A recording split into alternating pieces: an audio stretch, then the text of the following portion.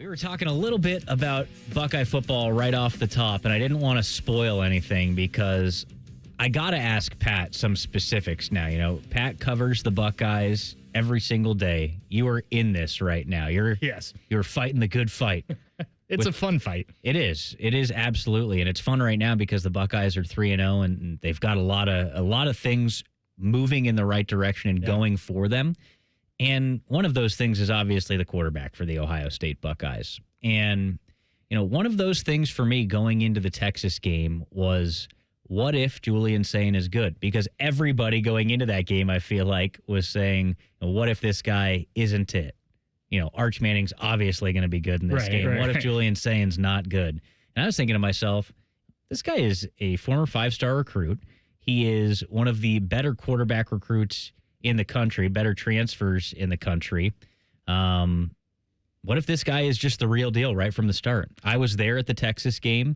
I was intrigued to see what it looked like. Mm-hmm. And I think the poise stood out for me right away from Julian Sayin. And then the accuracy stood out to me right away from Julian Sayin. And since then, I feel like the reins have been taken off a little bit. They've allowed Julian Sayin to do more and more.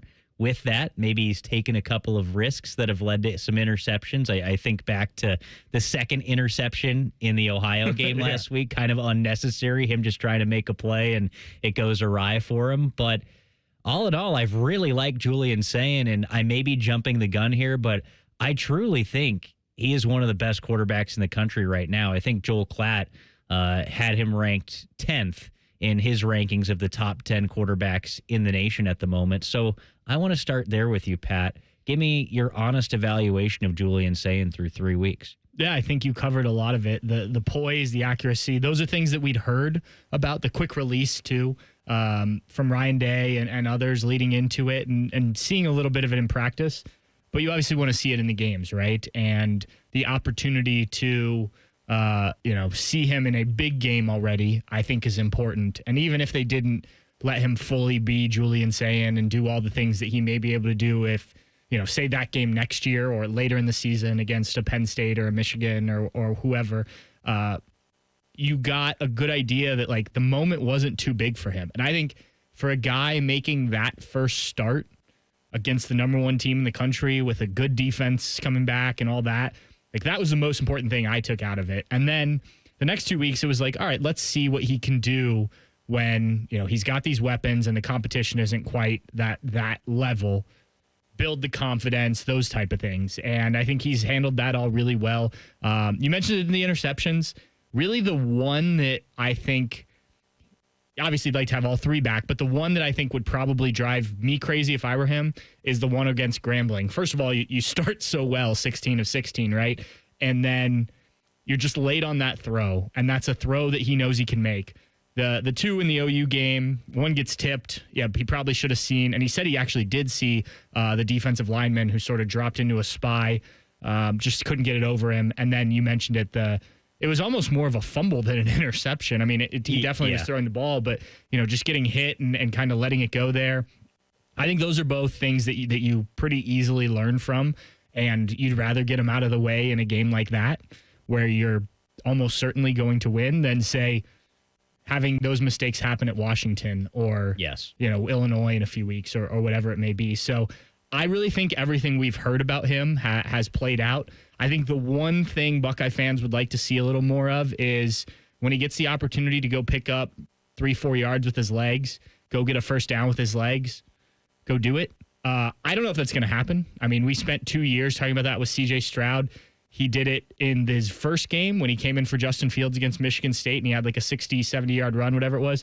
And then he did it in his last game against Georgia, and maybe a little bit in the Northwestern game in that crazy weather game. But like C.J. Stroud wasn't going to run the ball. Mm-hmm. He has the ability to do it. If you watch him in the NFL, he does it from time to time. That's just not what he was going to do. And I think Julian may be some of the same. I do think you want some of that in the offense. Mm-hmm. Like we're talking about the red zone earlier.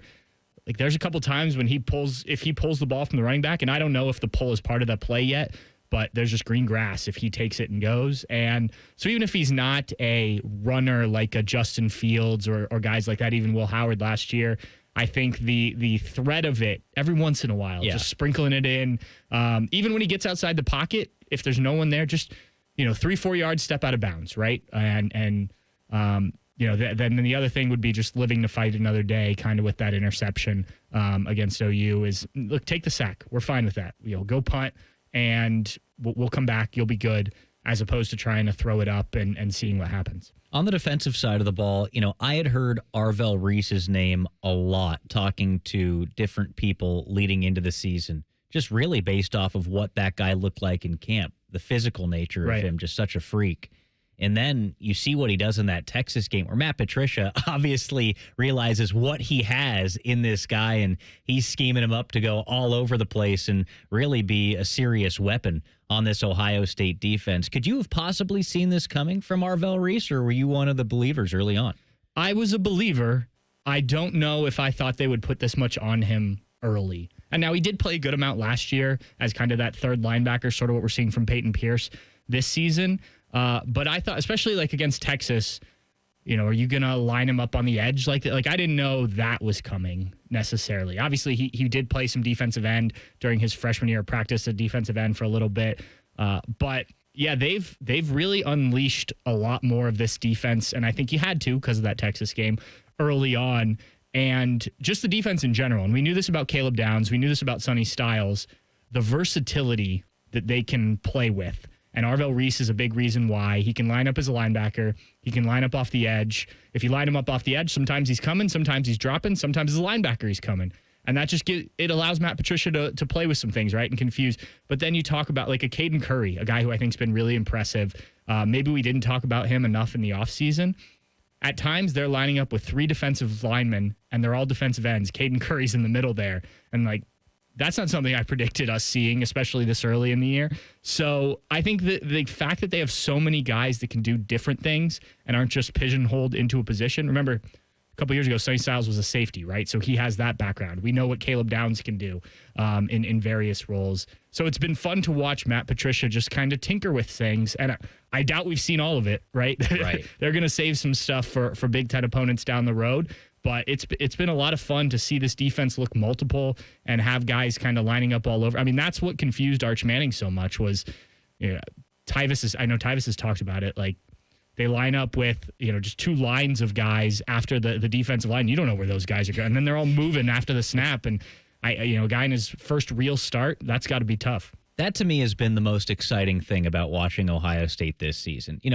We obviously talk about everything they have on offense. You and I just talked about Julian Sayin for 5 minutes there. Right. We didn't even mention anybody else on offense. Not a single other player. We're going to talk about the running backs a little bit later on. But, think about everything Ohio State has on that side of the ball. But to me, we were thinking about that so much coming into the season. And, I know Matt Patricia is the new DC here, and we were kind of wondering, what's this going to look like? It'll probably be good because they have good personnel, and he's a very experienced defensive coordinator.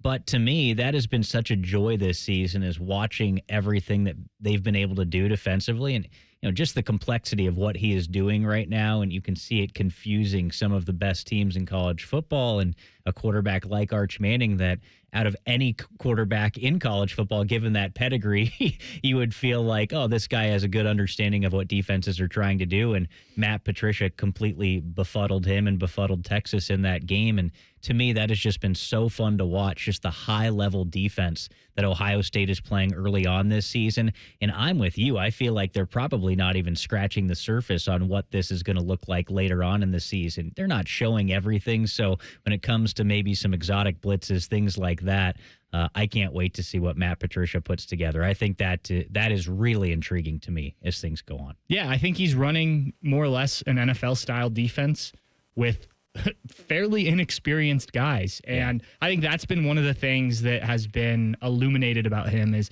the way to make simple things or complicated things schematically simple for these guys. And the guys being able to take it and put it onto the field and do it in such a big game like that. So, yeah, the defense has been a lot of fun to watch. I knew they'd be good.